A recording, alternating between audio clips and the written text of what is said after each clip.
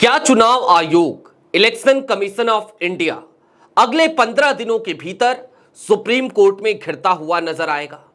दो बड़े वकीलों ने कमर कस ली है चुनाव आयोग को घेरने की और साथ ही साथ एसआईआर पर, यानी कि विशेष गहन पुनरीक्षण पर जो बिहार में चल रहा है उस पर सवाल उठाने की, उसे रद्द कराने की। और ये दो बड़े वकील कौन से हैं? इन्होंने इलेक्शन कमीशन को लेकर क्या क्या कहा? एक बड़े वकील ने तो यहां तक कह दिया कि हर बदला हुआ चुनाव आयुक्त दरअसल भारतीय जनता पार्टी के लिए और ज्यादा मुफीद हो जाता है। वो यही नहीं रुका, उसने ये भी कह दिया कि दरअसल चुनाव आयोग आज की तारीख में भारतीय जनता पार्टी का तोता बनता नजर आ रहा है और चुनाव आयोग अपने अधिकार क्षेत्र से बाहर जाकर काम करता भी नजर आ रहा है।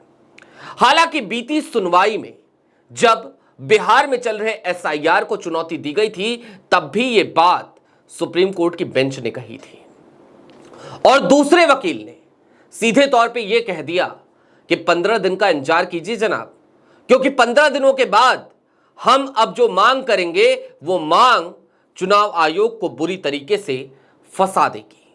सारी बातें जरा तफसील से करने की जरूरत है। नमस्कार, मैं स्वप्निल, आप द न्यूज लॉन्चर देख रहे हैं। 11 बजे का वक्त यानी आपकी और हमारी मुलाकात का वक्त 11th आवर का वक्त, और 11th आवर में आज बात एक बार फिर इलेक्शन कमीशन की, सुप्रीम कोर्ट की और कुल मिलाकर इस देश के लोकतंत्र को बचाने की कवायद की। कौन से हैं वो दो वकील, उस तरफ जाएंगे, लेकिन उससे पहले मैं आपको बताना चाहता हूं या फिर सीधे तौर पे कहूं तो याद दिलाना चाहता हूं कि बीती सुनवाई में आखिरकार कैसे सुप्रीम कोर्ट ने रंगे हाथों पकड़ लिया था ज्ञानेश कुमार के आयोग को और कैसे उसे उसकी अधिकार क्षेत्र की याद दिलाई थी। बताया था कि आप अपनी सीमा से बाहर जाकर काम ना करें। आपके स्क्रीन पर लाइव लॉ का एक ट्वीट है और इस थ्रेड में दरअसल पूरी सुनवाई की बात की गई थी। आपके स्क्रीन पर जो पहला थ्रेड है उसमें यह लिखा हुआ है,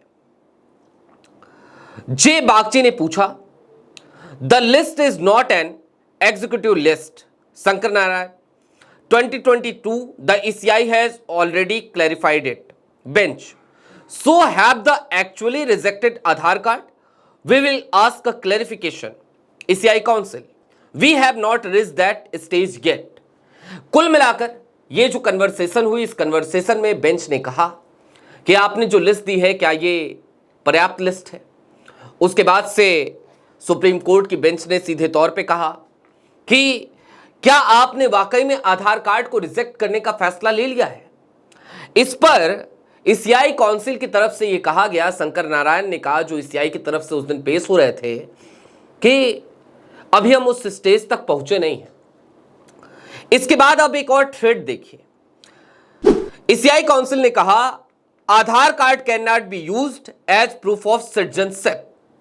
सीधी बात कही ईसीआई काउंसिल ने कि आधार कार्ड सिटीजनशिप यानी कि नागरिकता के प्रमाण के तौर पर पेश नहीं किया जा सकता। और इसके ठीक बाद बेंच ने कहा that is a different issue and the prerogative of home ministry. ये एक दूसरा मुद्दा है, अन्य मुद्दा है, और ये होम मिनिस्ट्री यानी गृह मंत्रालय के अंतर्गत आता है। आपकी यहां पे कोई जिम्मेदारी नहीं है।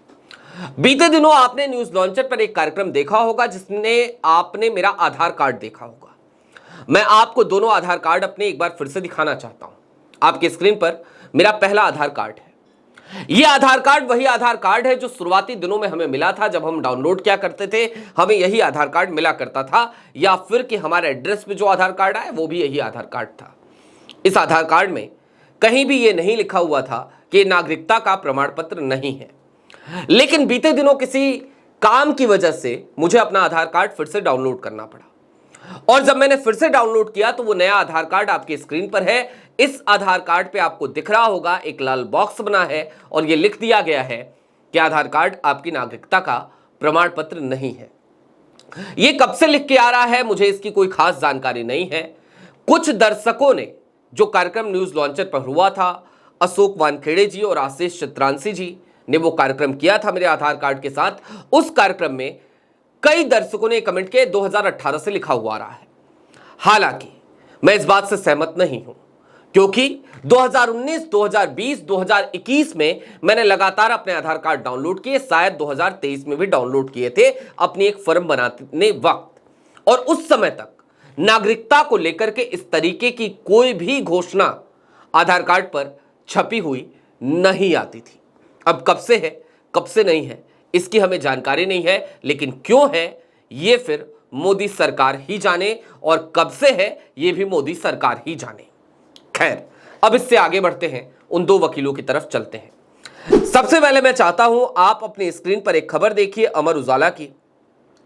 कपिल सिब्बल देश के बड़े वकील हैं, राज्यसभा सांसद भी हैं, समाजवादी पार्टी की तरफ से लंबे समय तक कांग्रेस से जुड़े रहे, पूर्व कानून मंत्री भी हैं। उन्होंने सीधे तौर पे एक आरोप लगाया और कहा वो तो सरकार की कठपुतली बन गया है। कपिल सिब्बल ने चुनाव आयोग की निष्पक्षता पर उठाए सवाल। इसके बाद कपिल सिब्बल ने क्या कहा, जरा उसको तफसील से जान लीजिए। कपिल सिब्बल साहब ने सीधे तौर पर चुनाव आयोग पर यह आरोप लगाया कि चुनाव आयोग भारतीय जनता पार्टी के मुताबिक काम कर रहा है। वो यही नहीं रुके, उन्होंने कहा कि हर बदलता हुआ चुनाव आयुक्त दरअसल भारतीय जनता पार्टी के लिए और ज्यादा मुफीद हो जाता है। आप याद कीजिए राजीव कुमार के समय पर जब चुनाव हुआ करते थे तो चुनाव के बाद यह आरोप लगाया कर जाता था कि आखिरकार किस तरीके से वोट प्रतिशत बढ़ गया। आरोप यह भी लगता था कि आखिरकार अचानक मतदाता कैसे बढ़ गए।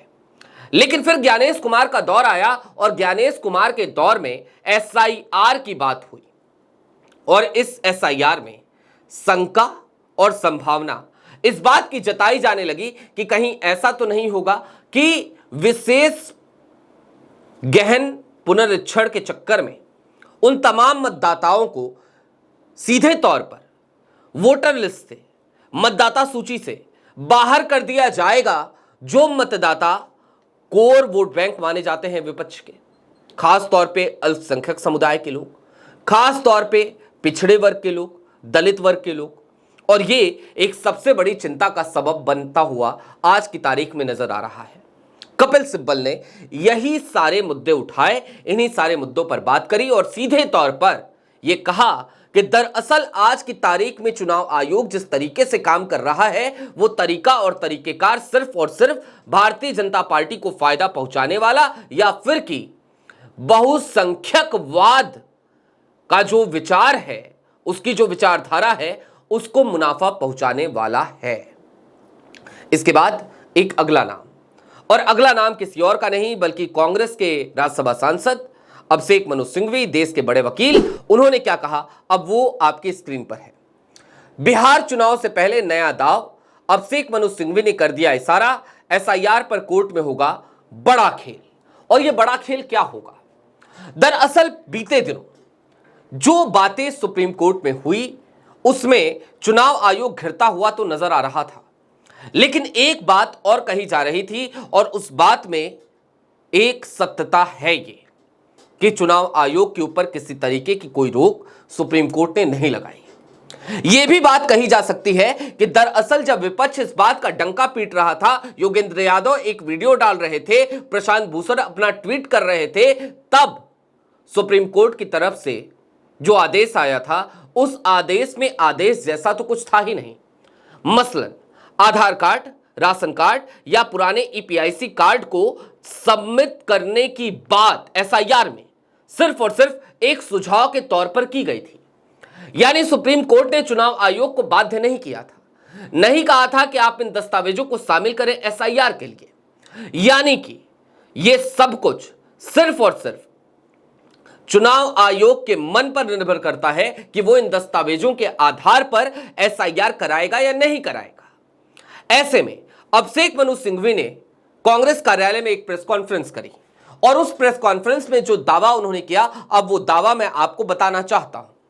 अभिषेक मनु सिंघवी ने सीधे शब्दों में यह कहा कि दरअसल हम चुनाव आयोग को सुप्रीम कोर्ट में अगले 15 दिनों के भीतर घेरेंगे, 28 जुलाई से लेकर अगस्त के बीच में जो सुनवाई होगी, उस सुनवाई में हम सीधे तौर पर एसआईआर को खारिज करने की, रद्द करने की मांग करेंगे। हालांकि इस बीच में एक कड़वा सत्य यह भी है कि चुनाव आयोग ये बता रहा है कि हर दिन अमूमन 10% से ज्यादा फॉर्म वो जमा करा रहा है और अब तक ये आंकड़ा 80% के आसपास पहुंच गया है। यानी कि चुनाव आयोग एसआईआर के लिए जो फॉर्म बांट रहा था, जो गणना फॉर्म बांट रहा था, उस फॉर्म को वो लगभग जमा करा चुका है। 20% के आसपास ही संख्या बची है। साथ ही साथ चुनाव आयोग का यह भी दावा है कि बिहार के बाद वो पूरे देश में एसआईआर कराएगा। लेकिन इन सब के दरमियान जो सबसे बड़ा सवाल है वो ये कि एसआईआर आखिरकार जिन दस्तावेजों के आधार पर किया जा रहा है, क्या वो दस्तावेज इस देश के आम लोगों के पास है या फिर कि नहीं। जस्टिस धुलिया ने बहुत सीधे शब्दों में सुप्रीम कोर्ट में सुनवाई के दौरान यह बात कह दी थी कि आप जो दस्तावेज हमसे मांग रहे हैं इस एसआईआर के दौरान, अगर आप मुझसे मांगेंगे तो मैं भी आपको इतने कम समय में यह दस्तावेज मुहैया नहीं करा पाऊंगा। जस्टिस धूलिया सुप्रीम कोर्ट के जज है, माननीय जज है। यदि उनके पास भी वो दस्तावेज नहीं है तो फिर जरा सोचिए कि बिहार में रहने वाले वो तमाम प्रवासी मजदूरों के पास वो दस्तावेज कहां से आएंगे।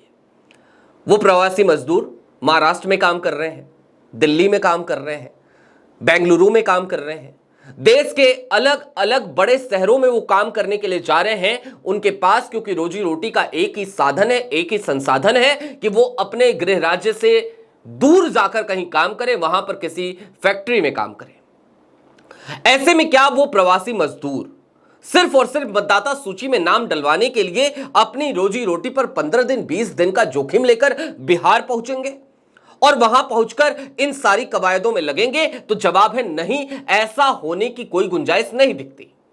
और ऐसे में ही अभिषेक मनु सिंघवी ने सीधे तौर पर कांग्रेस कार्यालय से यह दावा किया कि हम 28 जुलाई को होने वाली सुनवाई में सीधी मांग रखेंगे कि हम एसआईआर को रद्द कराना चाहते हैं। और इसके पीछे का जो वाजिब कारण है वो कहीं ना कहीं इन्हीं मतदाताओं के अधिकारों का जो हनन होना है उसको लेकर दिखता है। लेकिन दरअसल जो बड़ा सवाल है वो ये है कि आखिरकार 10 जुलाई को जब सुप्रीम कोर्ट में सुनवाई हुई तो फिर आखिरकार ये मांग क्यों नहीं रखी गई। और खैर, अगर अब रखी जाएगी तो इसके नतीजे और नतायज क्या होंगे, क्योंकि 25 जुलाई तक चुनाव आयोग का यह टारगेट है कि वो सारे फॉर्म जमा करा लेगा। ऐसे में मैं कोई निराशावादी बात नहीं करना चाहता, लेकिन सत्यता तो यह है कि दरअसल 10 जुलाई को विपक्ष भी अपनी पूरी तैयारी के साथ सुप्रीम कोर्ट में शायद नहीं गया था। अगर गया होता तो आज की तारीख में इस तरीके के दावे करने की जरूरत नहीं पड़ती, क्योंकि सुप्रीम कोर्ट ने सीधे तौर पे उस दिन अपने आदेश में यह कहा था कि तमाम याचिकाकर्ताओं में से किसी ने भी रोक लगाने की मांग एसआईआर पर नहीं करी है, लिहाजा एसआईआर जारी रहेगा।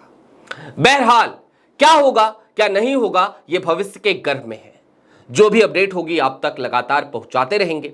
देश के इस जिम्मेदार नागरिक के तौर पर आपकी भी जिम्मेदारी बनती है कि आप इस देश के लोकतंत्र को जिंदा रखने के लिए तमाम मूल सवाल लगातार उठाते रहें, चाहे किसी भी माध्यम से। अभी के लिए दीजिए इजाजत। कल फिर मिलेंगे इसी वक्त द न्यूज लॉन्चर पर। कार्यक्रम यही होगा 11 आवर। शुक्रिया।